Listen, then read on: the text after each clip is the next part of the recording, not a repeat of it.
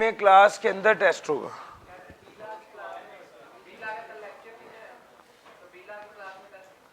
Sir इस class का इसी टाइम पे ही होगा दोस्त, इस तरह फिर हमारे लिए मैनेज करना मुश्किल हो जाएगा।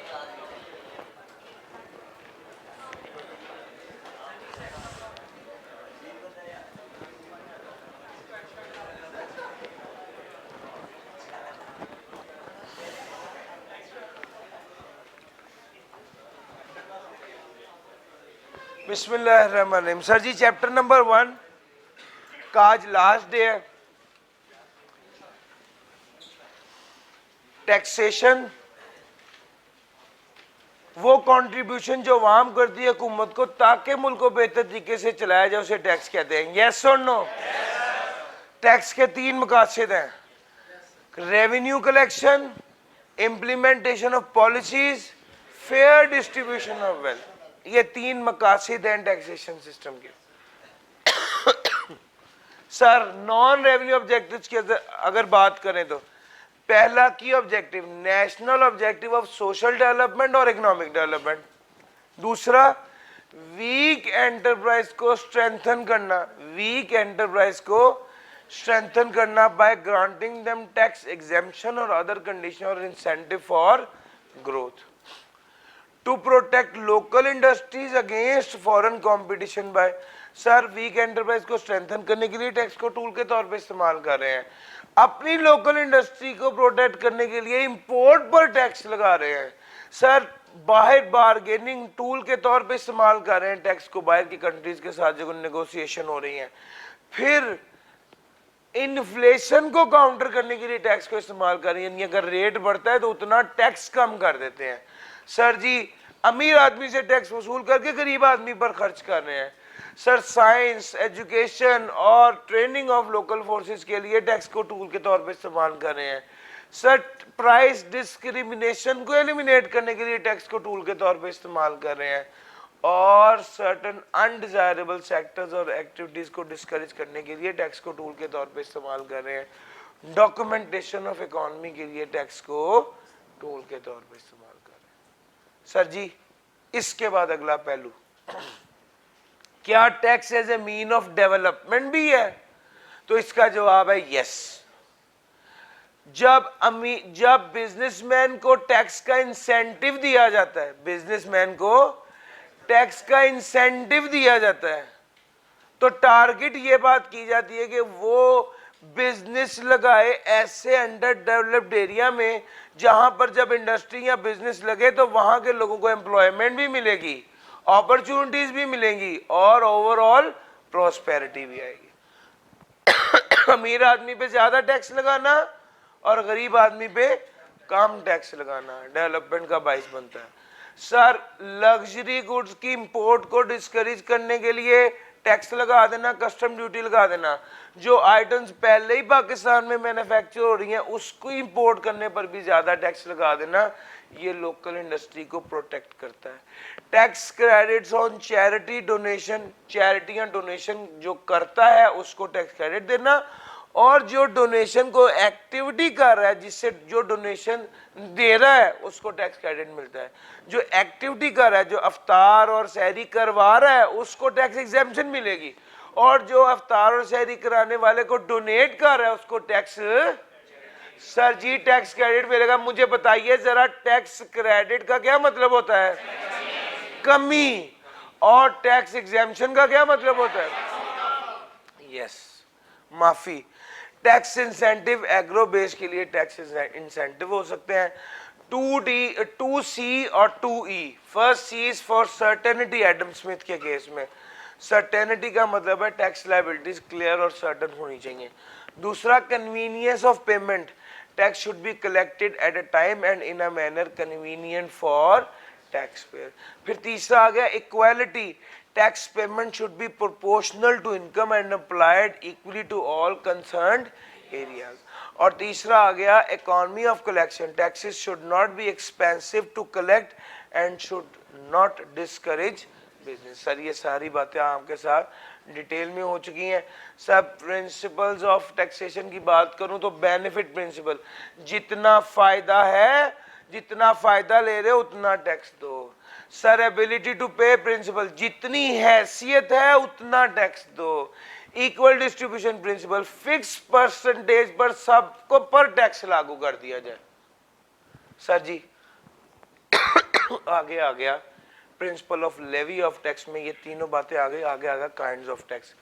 प्रोपोर्शनल या फ्लैट टैक्स, इनकम बढ़ेगी तो टैक्स भी बढ़ेगा, लेकिन टैक्स रेट क्या रहेगा? सर रिग्रेसिव टैक्स, इनकम बढ़ेगी तो टैक्स फिक्स रहेगा और टैक्स रेट क्या हो जाएगा? कम हो जाएगा। सर प्रोग्रेसिव टैक्स, इनकम बढ़ेगी तो टैक्स भी बढ़ेगा और टैक्स रेट बढ़ेगा सर। तो ये sir proportional tax, progressive tax, regressive tax, ये तीनों तरह के टैक्सेस, ये सारा सर जी ये सारा मैं आपको बार बार पढ़ा चुका हूँ। आज तो एक क्विक रीकैप का दिन है। शायद कुछ बच्चे ऐसे हों जो फर्स्ट जाएं और वो सोचोगे सर कितनी स्पीड से आगे पढ़ाते जा रहे हैं। सर ये एक हफ्ते से यही पढ़ा रहा हूँ बार बार।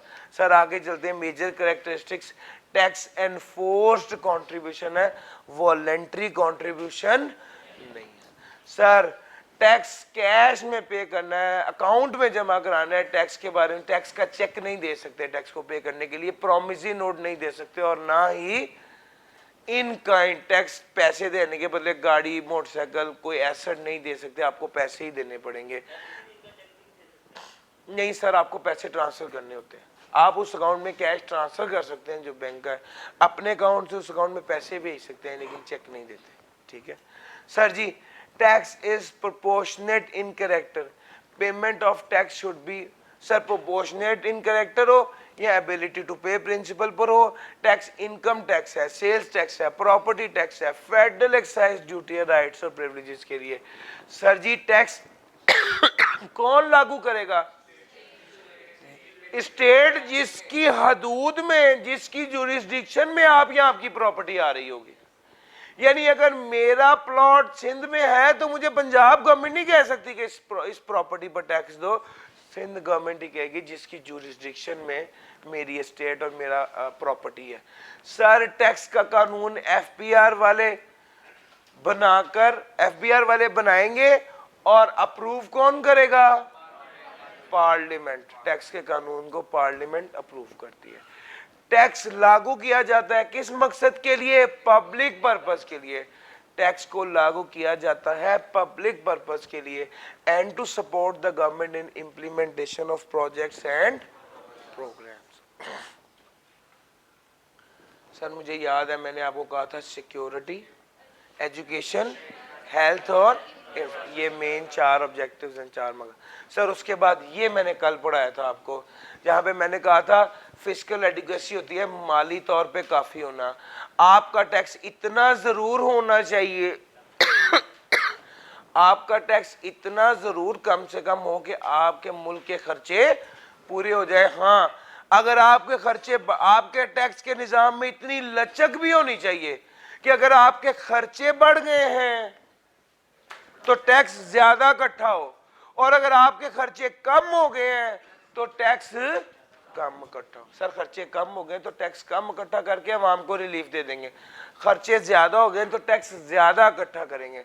सर फिस्कल एडिक्वेसी की बात है, इक्वालिटी और थ्योरेटिकल जस्टिस। सर सब लोगों के लिए एक जैसा कानून। सर एडमिनिस्ट्रेटिव फिजिबिलिटी, उसमें उसने 4 बातें कही हैं।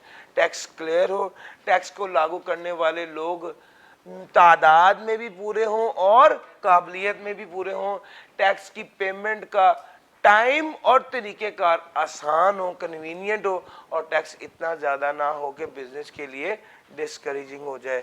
कंसिस्टेंसी और कंपैटिबिलिटी विद इकोनॉमिक गोल्स की अगर बात करूं तो कहते हैं आपके मुल्क के economic goals in line with the, आपके टैक्स के कानून in line with the economic goals of the country होने चाहिए।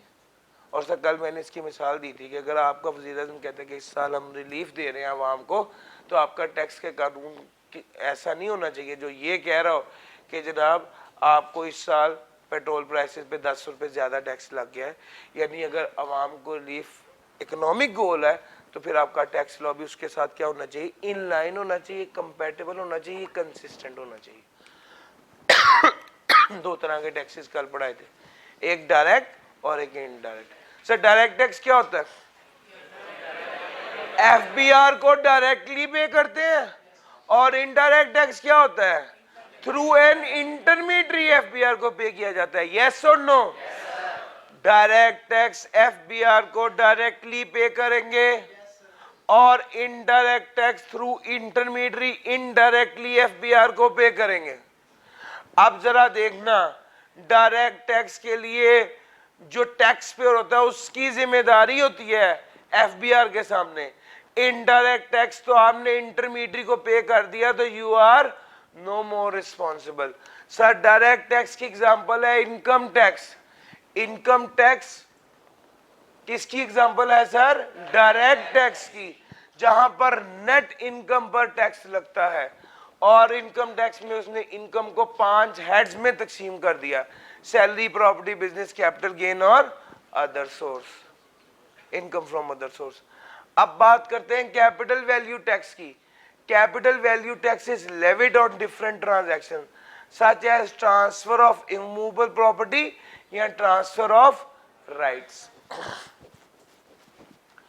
कैपिटल वैल्यू टैक्स लागू किया जाता है डिफरेंट ट्रांजैक्शन पे, जैसे कि ट्रांसफर ऑफ इमूवेबल प्रॉपर्टी या ट्रांसफर ऑफ राइट्स।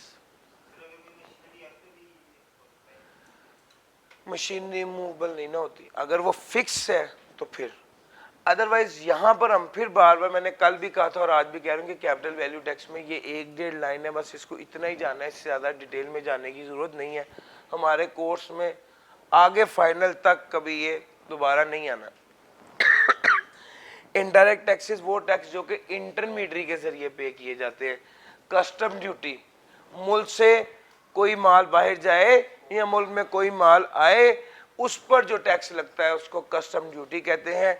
ये वो कहते हैं अगर आप लग्जरी आइटम मंगवाओगे या आप लेस एसेंशियल आइटम मंगवाओगे तो ज्यादा टैक्स लगेगा।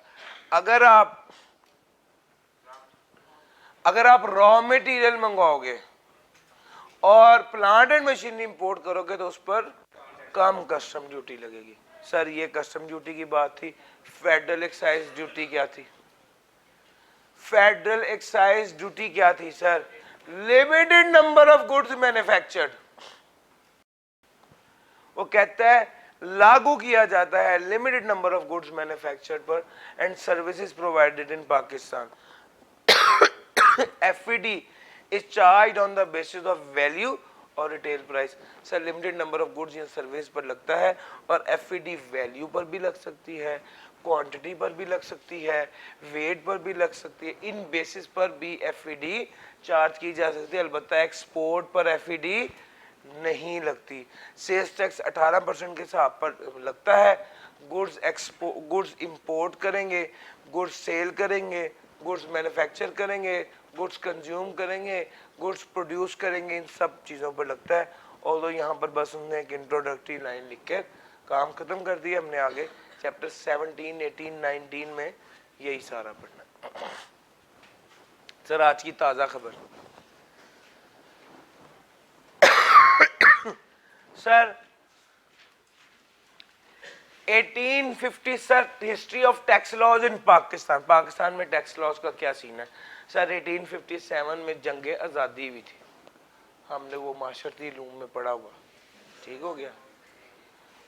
फिर उसके बाद मुतालिया पाकिस्तान में, और वो जो क्या नाम है उसका,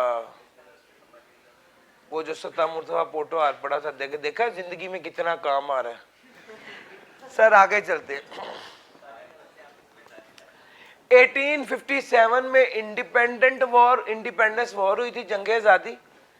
1860 में पहली बार इनकम टैक्स का कानून ब्रिटिश एम्पायर ने इंट्रोड्यूस किया था। जो बजटरी डेफिसिट हुआ था जंग की वजह से, जो पैसा उनका लगा था और बजट डेफिसिट था, उसको खत्म करने के लिए। लेकिन ये वाला कानून 1865 में बना और 1865 में क्या हो गया? रिपील। रिपील का क्या मतलब होता है सर? रिपील का मतलब होता है मनसूख।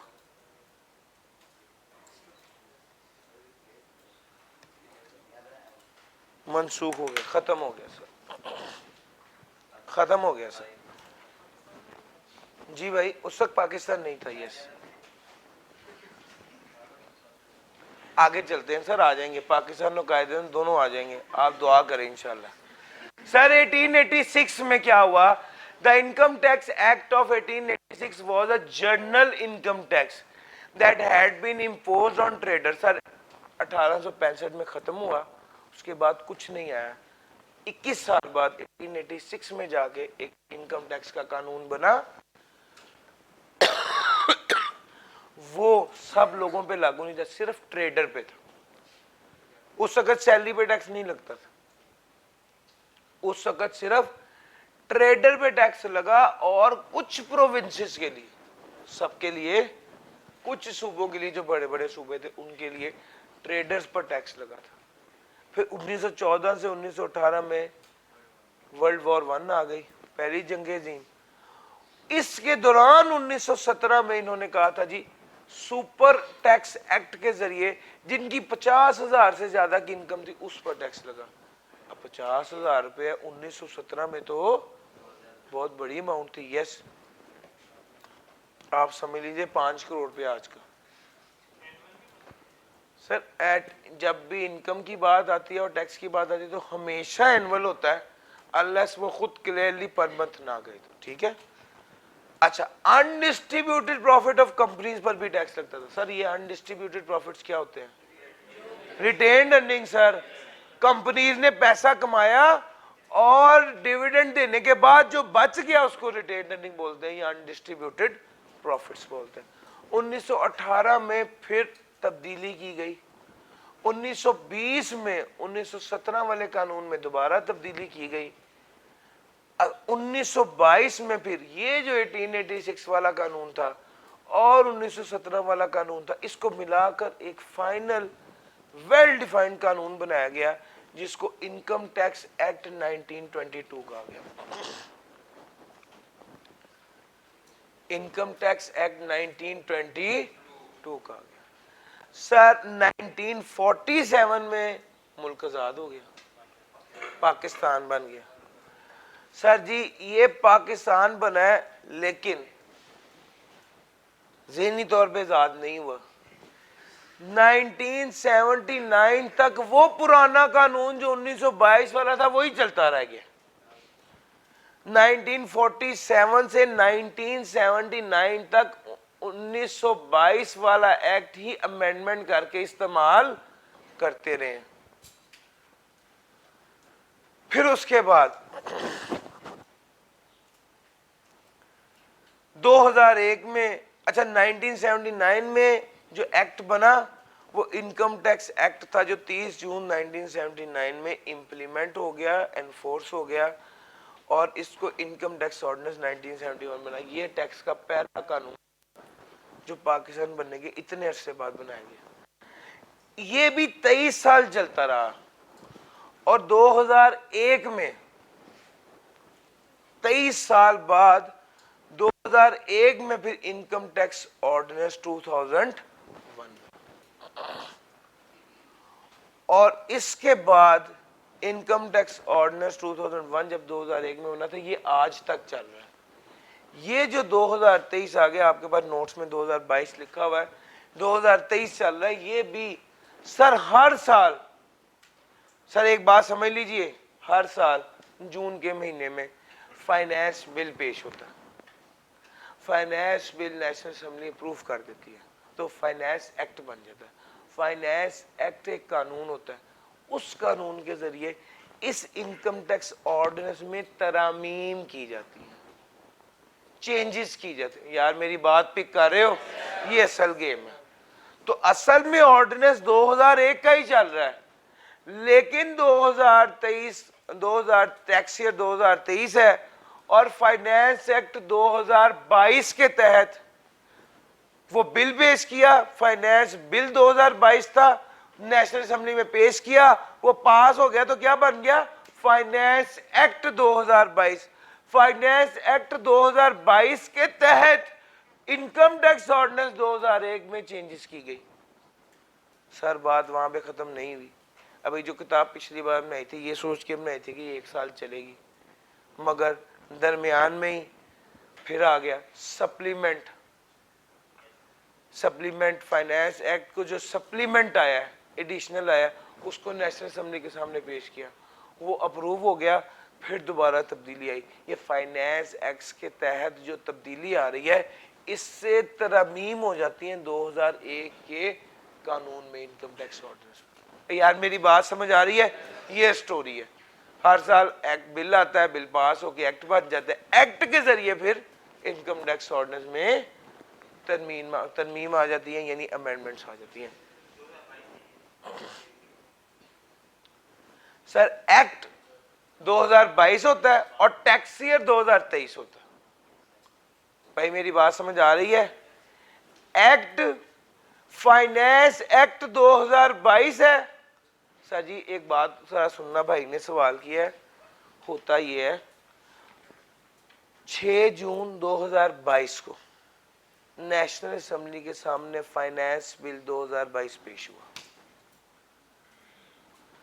7 जून 2022 को फाइनेंस बिल 2022 पास होके क्या बन गया? Finance act 2022। ये जो कानून बना है फाइनेंस एक्ट 2022, ये किस साल के लिए? सर ये है 1 जुलाई 2022 से 30 जून 2023, यानी टैक्स ईयर 2023 के लिए। भाई मेरी बात समझ आ रही? कानून पहले बनता है, वो अप्रूव होता है, उसके बाद ही वो वाला साल शुरू होना ना। तो पहले कानून बन गया जून की 1 तारीख, जून की 6 तारीख को, 7 को पास हो गया, और जुलाई की 1 से उस पर अमल दरामद शुरू हो गया। हर साल होता है, हर साल बजट पेश होता है, हर साल बिल पेश होता है, हर साल बिल पास होता है। तभी तो टैक्स अपडेट होता रहता है कॉन्टिन्यूसली।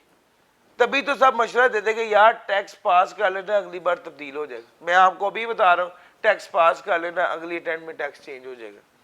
ये पक्की बात है। तो इसलिए आप तो यह करें कि टैक्स इसी अटेम्प्ट में इंशाल्लाह पास, इंशाल्लाह। सर बेस वही है, फाइनेंस एक्ट 2022 के जरिए उसमें अमेंडमेंट्स आ गई हैं। इसी तरह फाइनेंस एक्ट 2023 के जरिए भी अमेंडमेंट आ जाएंगी अगले साल, ये पक्की बात है। जी भाई एक बच्चे ने हाथ खड़ा किया था यहाँ से।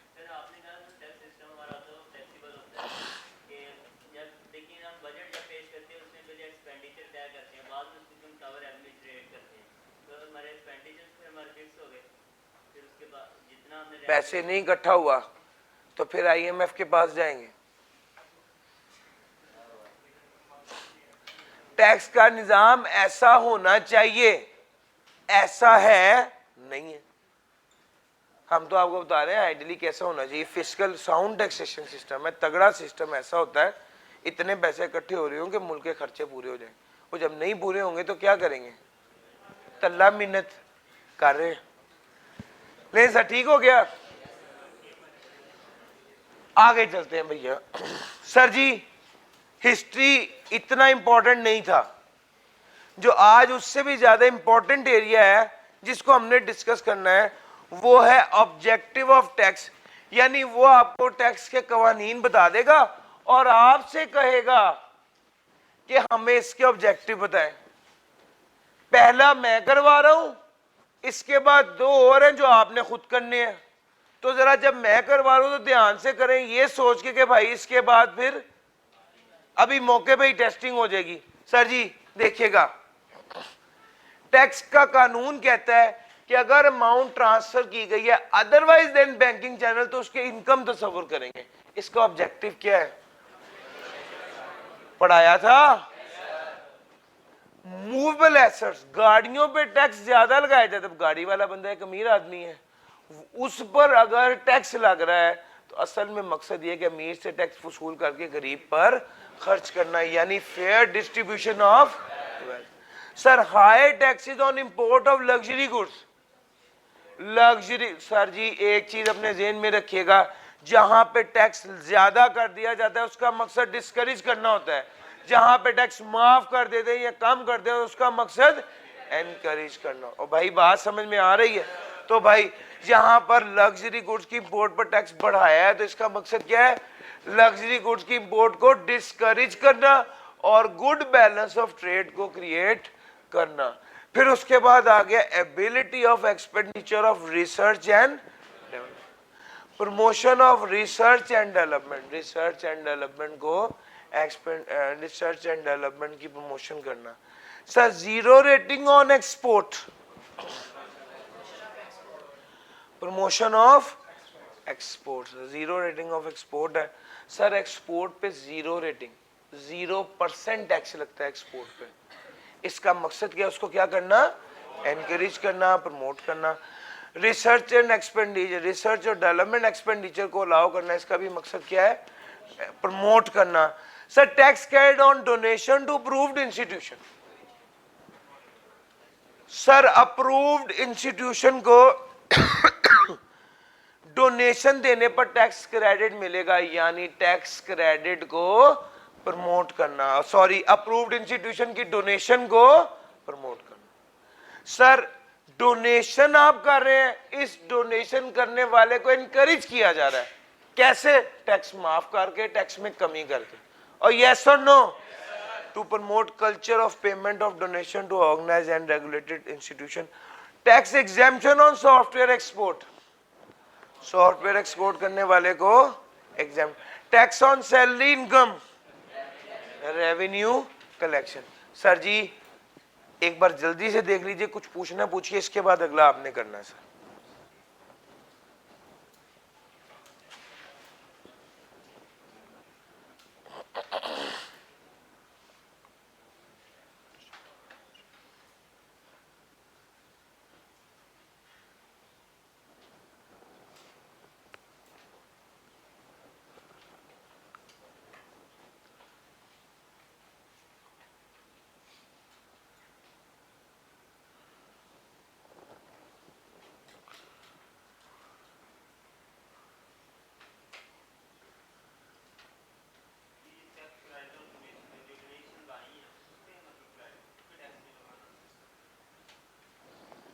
जो बंदा डोनेट करता है ना, उसकी जो लायबिलिटी बनती है उसमें से कुछ टैक्स माफ कर दिया जाता है, टैक्स लायबिलिटी में से उसका जितना टैक्स बनता है उसमें से कुछ टैक्स माफ कर देते हैं, इस वजह से कि उसने डोनेशन दी थी।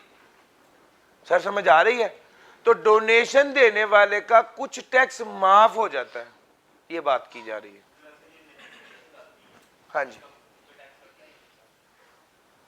डोनेशन देखें दो तरफ। भाई एक बात समझिए, हम इनकम टैक्स पढ़ रहे हैं अगर, तो इनकम आती है उस पर टैक्स लगता है, डोनेशन पे करते हैं इस पे कैसे टैक्स लग सकता है? जो बंदा वसूल कर रहा है डोनेशन, वो पैसे वसूल कर रहा है। जो बंदा डोनेशन वसूल करता है उसके लिए टैक्स एग्जेम्प्ट है, पढ़ाया आपको, यस और नो? जो बंदा डोनेशन अदा करता है इसको टैक्स क्रेडिट मिलता है, ये भी पढ़ाया है। सवाल पूछिए दोबारा कि क्लियर हो गया?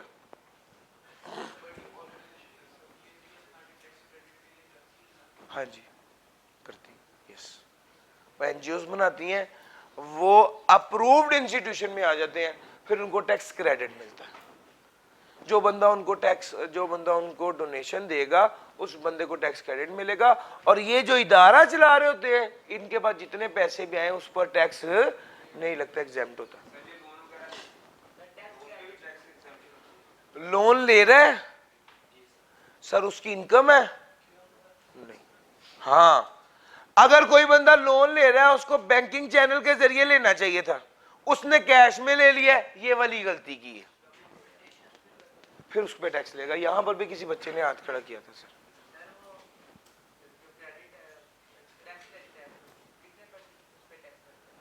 बहुत अच्छा सवाल है, चैप्टर नंबर 11 में बड़ी डिटेल में पढ़ाएंगे किस बंदे को किन शराइत पर कितने परसेंट किन किन सूरतों में मिलता है, काफी लंबी चौड़ी डिस्कशन है, ठीक है।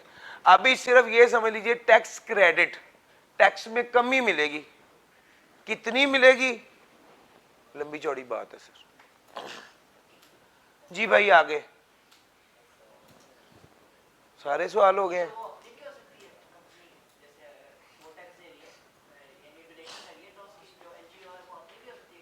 अपने भी हो सकती मिलेगी। सर पास पेपर करने को क्वेश्चन नंबर 1, स्पीड से देखते हैं, काम की बात होगी तो रुकूंगा, नहीं तो you are required to list the non revenue objective. मुक गई गल, नॉन रेवेन्यू पड़ा हुआ है। Taxes for as a mean of development 5 number, मुश्किल तो नहीं है। 3 इनडायरेक्ट टैक्सेस, मुश्किल तो नहीं है। लिस्ट, ऊपर की स्टोरी के बाद list any 5 non revenue objectives, मुश्किल तो नहीं है। Taxes are primary revenue yielding, sir ये अलग-अलग टाइप्स के सवाल हैं, सवाल उसी टाइप के ही रिपीट हो रहे हैं। फिर दोबारा कहता है state any 3 non revenue objective, और यार वही बात है, हाँ ये बात कुछ मुख्तलिफ है। Briefly explain indirect taxes, sir indirect taxes को एक्सप्लेन करना सेम, नीचे आ जाए। 1 objective of tax law in each of the following cases, कागज पेंसिल निकालें, करना शुरू करें, जल्दी हो जाए, शाबाश। कौन बंदा बैग से अब वही किताब निकाले, बड़ा मुश्किल काम है ना। सारे करेंगे सारे, सर मैं, हाँ इसके ऊपर लिख दीजिए। अभी मैं यहां से सब बच्चों का देख रहा हूँ, तो अगर आप ये सोच रहे हैं कि जान छूट जाएगी तो सर नहीं छूटनी। सर वहां पर आके जो आपसे हालचाल पूछूंगा,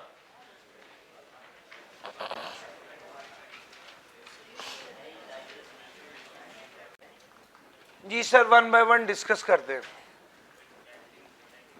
state 1 objective of tax laws in each of the following cases.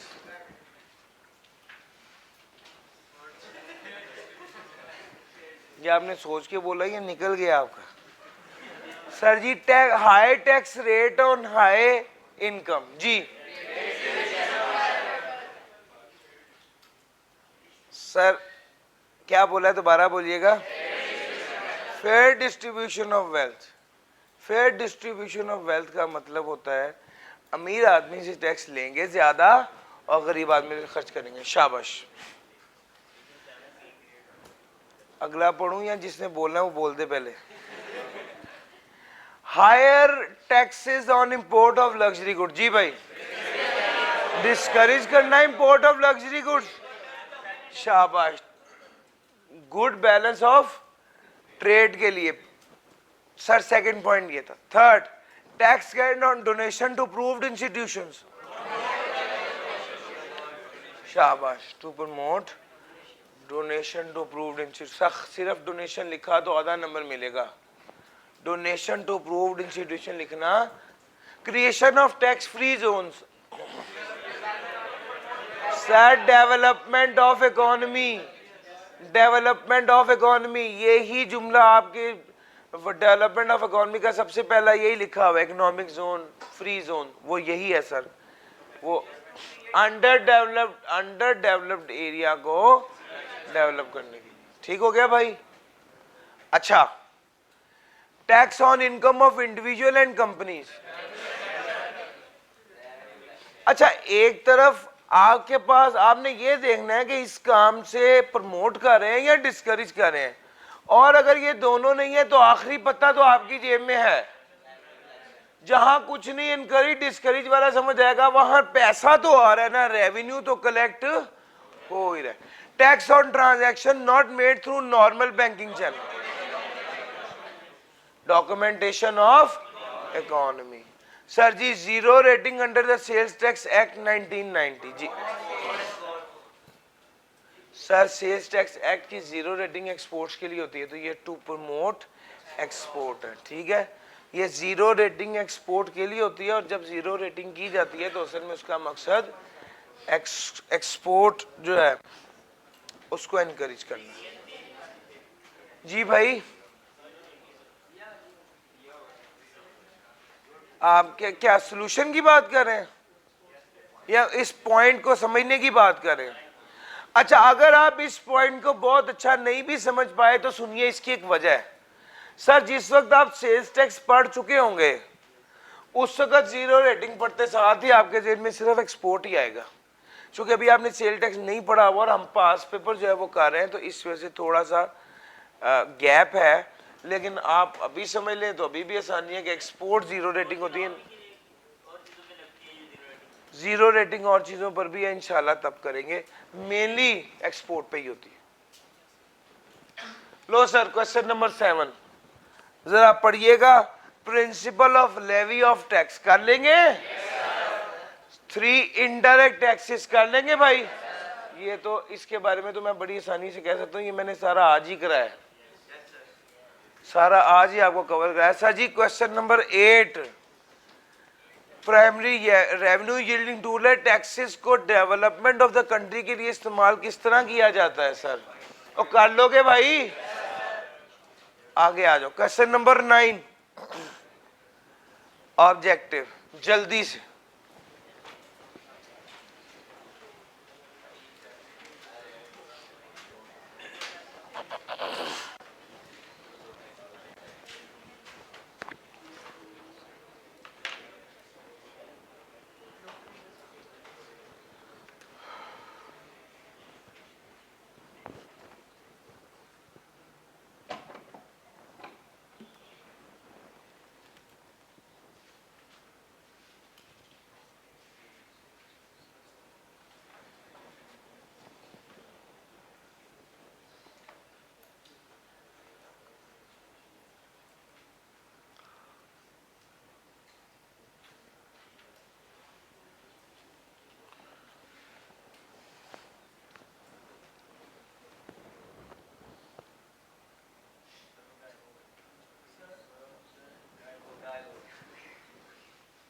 बिस्मिल्लाह।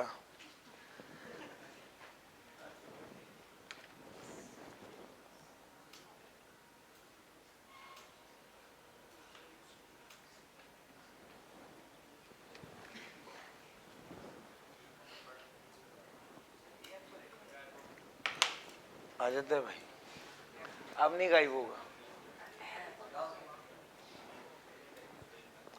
जी भाई।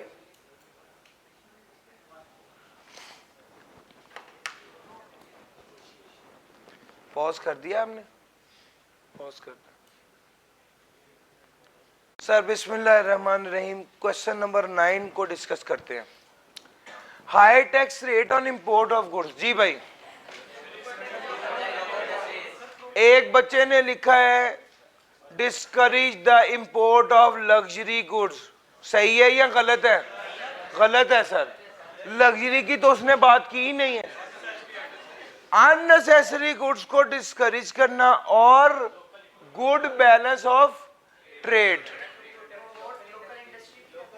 सर प्रोटेक्ट लोकल इंडस्ट्री की उसने कहीं बात नहीं ना की कि आप लोकल इंडस्ट्री को प्रोटेक्ट करने के लिए हाई रेट लगा रहे हैं, या तो कोई ऐसा साइन, कोई ऐसी बात करे।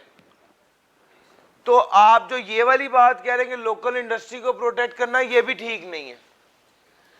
लग्जरी गुड्स की बात करेंगे, वो भी ठीक नहीं है। सिंपल ये कहें कि अननेसेसरी इंपोर्ट को डिस्करेज करना, और दूसरा बैलेंस ऑफ ट्रेड को बेहतर करना। Sir ji zero rating under sale tax repeat हो रहा है? यस सर, एक्सपोर्ट को प्रमोट करना। सब पॉइंट नंबर 3, जिस बच्चे को जिस एरिया में प्रॉब्लम हो पॉइंट में उसी वक्त ही हाथ खड़ा करें, ठीक है? ये नहीं कि वो वेट करता रहे कि 10 कंप्लीट होंगे। जब एक पार्ट कंप्लीट हो गया है, अगर आप एग्री नहीं है, आपको समझ नहीं आ रहा, प्लीज जरूर हाथ खड़ा कर दीजिएगा। Decrease in sale tax rate. Sir sales tax rate को कम किया गया है। सेल्स टैक्स बढ़ने से प्राइस बढ़ती है, यस और नो? सेल्स टैक्स कम होने से प्राइस कम होगी, प्राइस कम होने से ये इन्फ्लेशन को काउंटर करता है, ये वाला फैक्ट। जी भाई, गिव रिलीफ, लोगों को रिलीफ देना, ये वाला पॉइंट भी हो सकता है। अच्छा देखिए, नॉर्मली कोशिश ये करते हैं कि किताब में आपका दिमाग किताब पूरी घूमे, उसमें से कोई पॉइंट मिलता है, अगर वो मिले तो वो पहली प्रायोरिटी है। अगर वो कुछ भी ज़हन में नहीं आ रहा तो ये वाला लिखना भी गलत नहीं है, ठीक है, कि आप रिलीफ दें आवाम को, ताकि कीमतें कम हो। वैसे आमतौर पे रिलीफ के लिए ना गवर्नमेंट सब्सिडी देती है, मगर ये भी लो sir. Tax on cash deposit या विड्रॉल बाय नॉन फाइलर। जी documentation of economy sir, documentation of economy, cash withdrawal या डिपॉजिट पर टैक्स लगा देना नॉन फाइलर के केस में। Sir introduction of tax holiday period for construction related industry. जी भाई शाबाश, टैक्स में कमी दे रहे हैं कंस्ट्रक्शन रिलेटेड इंडस्ट्री को, तो प्रमोट कर रहे हैं कंस्ट्रक्शन रिलेटेड इंडस्ट्री। जी भाई डेवलपमेंट ऑफ इकोनॉमी, बिल्कुल construction related industry will lead to development. Sir high tax rate on interest income.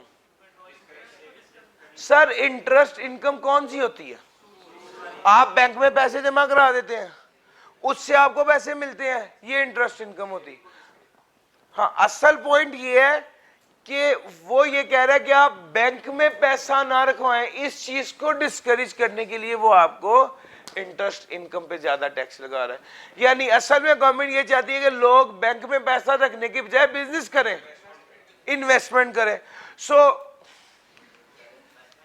कितने गया गाई वाला बंदा? कोई बात नहीं, मेरे पास भी है। लो सर देखिएगा, हम बात करते सर इंटरेस्ट इनकम पर टैक्स लगाना असल में डिस्करेज कर रहे हैं सेविंग इन द बैंक। आप अपनी सेविंग को बैंक में डिपॉजिट करें, उसको डिस्करेज किया जा रहा है। Sir decrease in tax rate for online sale. Sir tax कम कर रहे हैं ताकि क्या करें, एनकरेज किया online. Tax credit to person for employing fresh graduates, encourage करेंगे लोगों को कि वो फ्रेश ग्रेजुएट्स को नौकरी दें। बात समझ में आ रही है? Sir ji high tax rate on luxury items, discourage करना import of luxury item. Yes और नो? ये देखो सर लग्जरी इंपोर्ट का तो उसने जिक्र ही नहीं किया, इंपोर्ट का तो उसने जिक्र ही नहीं किया, तो इंपोर्ट वाली बात तो आप नहीं कर सकते। अब दूसरे नंबर पे high tax rate on luxury item है। सर लग्जरी आइटम पर टैक्स लगाना। सर सुनिएगा बात, पता नहीं अब ये वापस कारामद भी होती यार है, जरा गायब वाला बंदा सी ना तो है। अच्छा जरा देखिएगा, आखिरी स्लाइड ही है हमारी, आखिरी 3-4 मिनट है, जरा ध्यान से यार। सर ये वाला पॉइंट ना थोड़ा सा ट्रिकी था, क्योंकि इससे पहले प्रैक्टिस में भी और पास पेपर में भी वो इंपोर्ट ऑफ लग्जरी करता रहा। तो अगर आप ये लिख देते कि इंपोर्ट को डिस्करेज करना, तो आपका जवाब बिल्कुल गलत होता। और अगर आप ये लिख देते कि लग्जरी आइटम की यूजेज को डिस्करेज करना, तो ये वाला जवाब भी गलत होता। सर असल में इसका जवाब ये बनता है कि लग्जरी आइटम अमीर आदमी खरीदता है, अमीर आदमी से टैक्स लेना और गरीब आदमी पर खर्च करना, फेयर डिस्ट्रीब्यूशन ऑफ वेल्थ इसका आंसर था। Sir allow expenditure on research and development, promote research and development expenditure. यार मुश्किल तो नहीं था। सर जी 7 वाला ऑनलाइन सेल्स पर टैक्स को डिस्करेज करना, सॉरी ऑनलाइन सेल्स पर टैक्स रेट को डिक्रीज करना, यानी ऑनलाइन सेल्स को प्रमोट करना। और सर समझ आ गया? सर आखिरी स्लाइड ये है, ये sir for non revenue objectives पूछा था, 3 principle of sound taxation system. यार आसान है या नहीं? ये स्प्रिंग 22 का सवाल, 3 और 3 6 नंबर का। सर जी सारा मैंने आपको बड़ी डिटेल से पूरा चैप्टर पढ़ाया, बड़ी डिटेल से इसके पास पेपर कराया, बड़ी डिटेल से इसका रीकैप दिया। सर क्या अब आप बताइए कि आपको अच्छे से समझ आ गया? यस और नो? सर क्या कल टेस्ट देने आ रहे हैं? यस और नो? शाबाश, मिलते हैं इंशाल्लाह। थैंक यू जी, अल्लाह हाफिज।